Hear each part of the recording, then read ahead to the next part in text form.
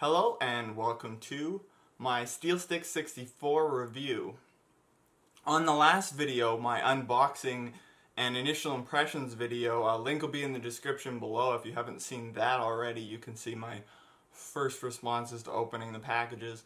There was a couple comments that it was a little bit too pricey for them, for their taste, and really, I want to specify that the target audience for these steel sticks is not necessarily a general gaming audience. Although it will work well for any person, I can guarantee you'll be satisfied with your purchase if you really care about the N64 and you use it a lot. As an enthusiast, I will say my purchase, I have been very happy with my purchase, despite its there is a couple things that I do have to critique it on later in this video. So without further ado, let's get into my video review. So to start off with my overall impressions of the Steel Stick, obviously I've said already that I was very impressed. But really, anytime I start up a new game with my Steel Stick, it's more than likely that I will find that it gives me a significant advantage in most games. There are some games where this is the exception, but in terms of overall experience, when I've given it to other people to use, my brother and Mo, they had outstandingly positive reviews. It's a joy to use because there's less effort needed to make inputs just because of the reduced friction. The increased travel time makes it so you can put in more inputs if you need to in a shorter period of time. So overall experience, on a rating of 10, I'd probably give it a 9. I really have tried many sticks in my day, and for most games, the Steel Stick is pretty much has no competition. The Corey controller definitely is its closest competition in terms of comfort, but it's such a small controller for my large hands that it doesn't really compete at any price point. So the price point is, I should address this, I paid a little bit more because it was an early adopter copy, and the price point for the sticks will get a little bit more refined over time. But as they are still in early production, the individual cost for each stick is still pretty high. So if you want to see this project become something a little bit larger in scale, definitely check out Linus on Twitter at SteelSticks64. He's been excellent just communicating back and forth with me about ideas that I've had for potential improvements. I'll go over that in the end of the video, or possible options that he could offer. That's kind of the overall experience. Now I'm going to get into taking the stick apart. I haven't even taken the screw out of the stick yet. I've left it completely untouched for all the time that I've used it. I also used it for a little while with a rubber band around, that was used to replace the rubber stick cap here. I put it around the stick itself, so I'll see if that had any effect. I was using it probably about a quarter of the playtime that I have on this thing. I have the stick on it. My brother's been using it a lot. He's pretty strong, so I gave it to him because he really couldn't hurt it as much as he can hurt my other OEM N64 controllers. So now I'm going to show you taking it apart. Alright, so here I am busting into my Steel Stick for the first time. I haven't even opened this, so I'm not sure what I'll see here. See if we have any damage from my use. I did use it a little bit abnormally with the stick, so if there's a little bit of damage on the gears, I think that might be the issue. But other than that, it should be a little bit gross or dirty. Not too bad, because it's only been a couple months, but We'll see. Okay.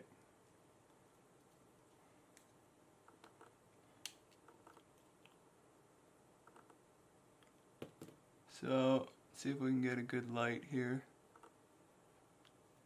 Looking at it initially, I see absolutely no wear. There's a significant amount of oil still in there. I don't think I'm going to need to oil that up again. Let's see if I can get it close enough to see. So, on the gear, I don't see any visible wear at all. It's oily. The bowl itself is immaculate condition, and I expected to see some like hair and dirt and stuff in there, but it's actually pretty good. I'll probably just leave this alone and put it right back together before I test or I show you guys some games here. So the silicone pad at the bottom doesn't appear to be buffed out or anything. Looks pretty solid altogether. One difference with the steel stick, I saw there's actually a foam ring underneath this plastic ring, and that should dampen the shock a little bit, and it probably makes it sound a lot better than without that. So that's an interesting touch, but really nothing of concern taking my steel stick apart at all. It's in like great condition. I really don't even want to touch it because it feels good and it looks like it's not dirty or messed up. So I'll leave that in for probably a couple more months, and then I'll clean off all the lube in there and do another lubing. So that was my teardown of the stick. I'm actually really surprised. That went really well. I was somewhat nervous. Didn't want to injure it with my abnormal use, but I'm happy to see that it's not really worn at all. So on to the games, the important part, the play. I'm going to be only reviewing games for the steel stick I'm very familiar with, and to start it off with, I'm going to use my favorite game, Super Smash Bros. One I keep coming back to over and over.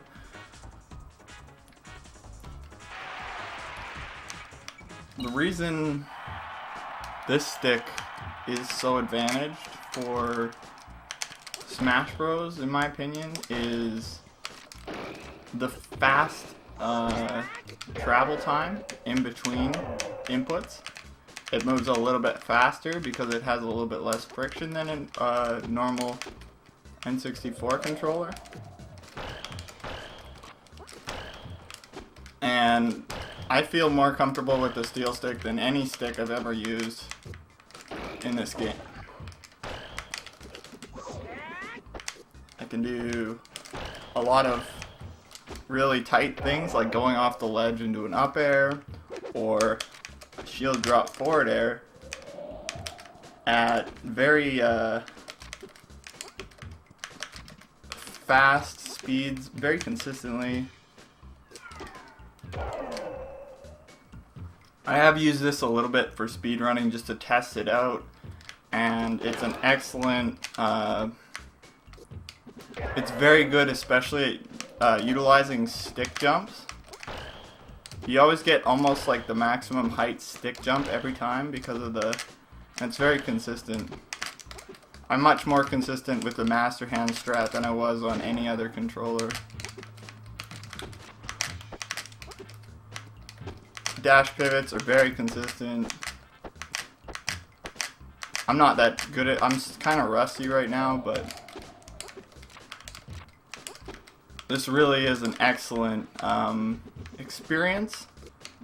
One thing I do know of, there's a plastic stick on this, a plastic sleeve on it, and I know Super Boom Fan has removed that stick for a little bit of extra range for Smash DI inputs. I haven't experimented with that because I did see that it was hurting his stick from his own admission, so I haven't tried that. It would be cool to see that actually built into the design of the controller somehow, or at least have an option for it. For the stick cap itself, this is kind of an important thing. This rubber stick, I've heard from other Smash 64 players that using wank DI like this to get out of combos can actually get you wearing this rubber off of the stick itself. I actually really like the original style stick for this. There's also like the knurled plastic cap that I don't like as much. I find the little bit of extra knurling around the edge to kind of distract me a little bit. It's just an extra sensation. It's kind of tingly for me, and it's just kind of distraction. It's probably not as bad for someone who isn't as tactile as I am, but being as picky as I am, I usually use the rubber style for just about anything I'm using. I don't find that it's gonna break the rubber off of. I don't really use this wank DI very much when I do play, so sometimes I'll use it in combos just to get out of them if I know they're pretty much a done story, like against Falcon combos. But for the most part, I really love this stick for Smash Bros. I have given it to a competitive player to use in bracket. I let him use it for one set. The competitive player is named Tulip. You might have seen him in Super Boom Fan stream getting absolutely wrecked. I did very well against him in the tournament that I ran. I'm not sure if it was because he wasn't trying or because he wasn't used to the DK matchup and me just spamming up B over and over again, which is a lot of my competitive play and back throws and just simple gimps and stuff, not much combos. And hence why I don't use the smash DI. Usually when I'm smash DIing, I'll just smash DI up to get out of things. And that's probably a bad habit at a higher level, but at a lower level it gets me out of stuff that I shouldn't be getting out of. That's going to do it for Smash Bros. I'm going to move on to the next game now. So Mario Tennis is one in a long line of games that I've tried that I really just noticed a very nice experience playing because of the lack of dead zone and the fast travel time on the controller. That's something I did forget to mention about Smash Bros. Is that the lack of dead zone and the fast travel time mean that you'll have to learn to retime your dash pivots, and it does make tilt moves a little bit harder to do. Some of the more fine control movements, but overall the DI and everything you get out of it is an advantage for the stick, I think, over an original stick for Smash Bros. But on this game,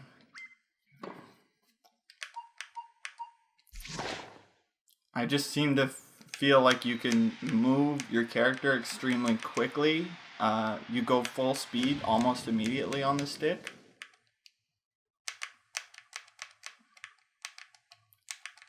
So you can rapidly switch directions and angles.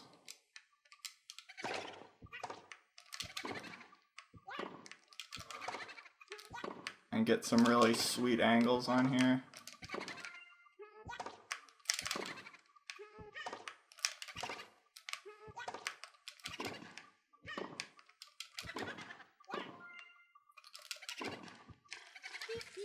And it just makes kind of playing the game overall more fun. I find if I just take a random cart from my cart bin and put it in the console, I usually have an experience kind of like this one where I just feel like the reduced friction, increased travel time, and lack of dead zone really provide a responsive play experience. The Mario Kart 64 is one of the first games after Smash Bros. That I tried because I was interested to see how I'd be able to do my mini turbos. Usually I'm not that good at this game. It's just kind of a difficult game to get used to. And these mini turbos are very hard usually. But I find with the steel stick I can actually get them pretty reliably. And pretty quickly too. Compared to an original stick. So I can get them so consistently that I actually have a problem staying on the track. Usually I just kind of play with a little bit of mini turbos, but I can actually implement a lot more into my gameplay with the steel stick as compared to the original controller.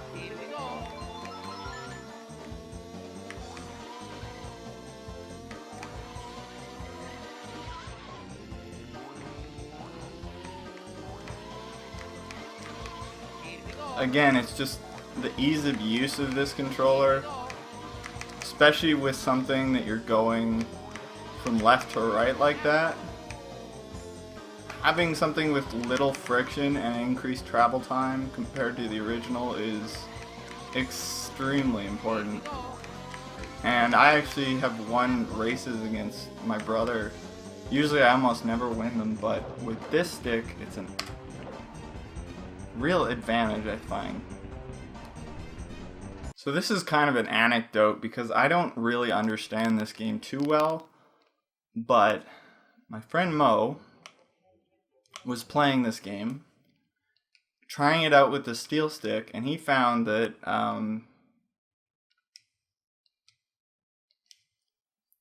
this is an excellent stick for this game, and it's actually given him the ability to boost more. So you need to hold forward in this game to boost, and then you need to steer left and right without losing your boost. And what he found was that you could do this and hold your boost while making a sharper turn and just get more boost in, especially like this section. He actually got the second fastest time, beating one of Wouter Jansen's old record, I believe. So kind of an anecdote, but I have, like, Mo came over to my house, and in about an hour of playing this, he actually beat his personal best and got the second fastest time. The steel stick seems to be the best stick for this game as well on N64. Now we get into a little bit of the downsides of the controller. And the downsides really have everything to do with what I listed as the advantages of this controller. Its lack of dead zone, its fast travel time, and therefore increased sensitivity, lack of friction. There are a couple games that I happen to speedrun that make it, it's kind of unfortunate because I actually don't get as much playtime out of this as I think I should. But I'll just get into it here. Waverace is one of these games where the sensitivity and the lack of dead zone make it quite difficult just to move around and take corners without turning too sharply. I'm obviously pretty good at this game, but I overturn and make way too many adjustments on steel stick. And it's really hard to do anything less than like a significant change in my value because there's no dead zone and the travel time's so quick that I just can't seem to not input things when I'm going along straightaways, making little adjustments like this. There's just a lot of extra adjustments and they end up being a lot larger than I intend. It's a difficult game with this stick, I find. The sensitivity doesn't really help. You can put, in the initial impressions video, I ended up putting a band around the stick that came with it. And that does help with sharper turns, and using the other character that we use mainly, M-Jetter, This stick is not as bad for M-Jetter, but it still suffers from that same problem. It's a very difficult stick to get used to for this game, and the increased sensitivity and lack of dead zone give it a disadvantage over just an original N64 stick with a little bit of dead zone. I'm still getting used to using almost like a huge dead zone for Waverace 64. There are some courses that it might be good to have a very worn stick for. But yeah, Waverace not the best with. So now we get into shooters. Perfect Dark and Goldeneye are another game, unfortunately, I am interested in and playing, but the stick is not very good for it. I find maybe there's specific things that it's good for, but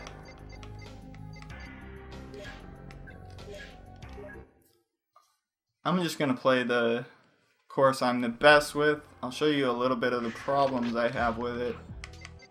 Right off the bat, I kind of turned a little bit different than I normally do. That's just because of the increased sensitivity. So every time I touch the stick, I make really high adjustments. It's very hard just to make tiny little adjustments. And what this affects... Oh, shoot.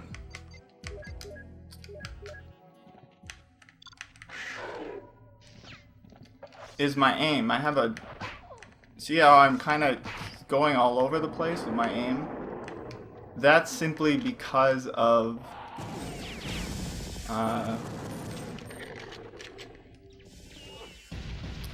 and just little movements like that. I get hung up on things.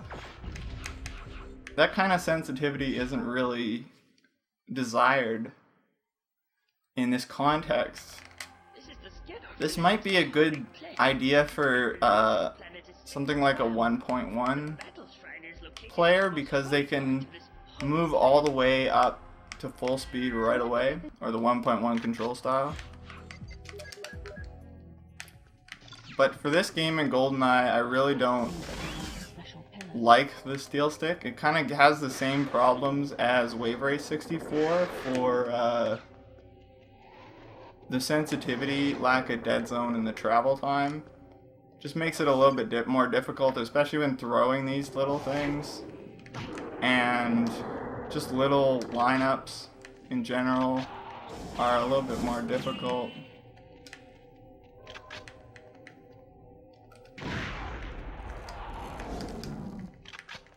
Moving in the dark here, I'm making all kinds of extra adjustments.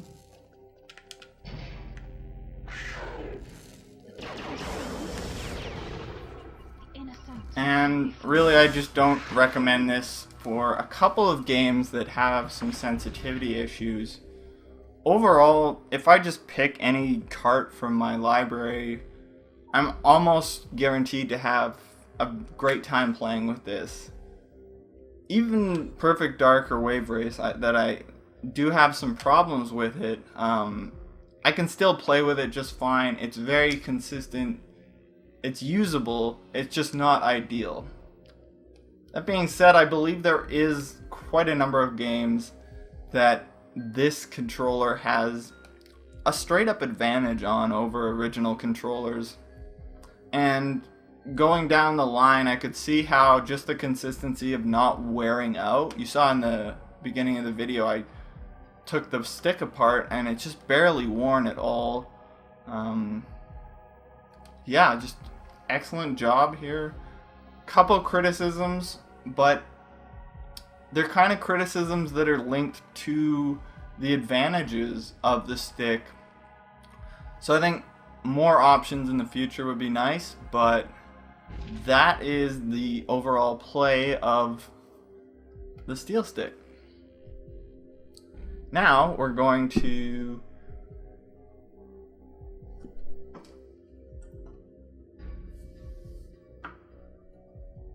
I'm going to tell you exactly what sensitivity and options I think could be in the future.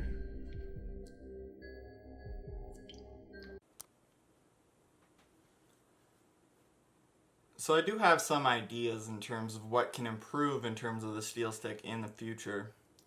So I mentioned with Smash Bros. Smash DI, where you put the stick all the way to the input gate, and Super Boom Fan having removed his sleeve from around it to get a little bit extra range. I think it would be really great if he could find out a way, Linus could find out a way to build that extra range into the input, just so that like it wouldn't resemble an N64 controller, but it would be kind of like a Smash 64 competitive like specific stick. I think if he marketed specifically to competitive Smash 64 players in the future when he gets more resources, he could do a specific stick just for them, and that would be a really interesting thing to see. So another fix is similar to one that has happened with GC style sticks.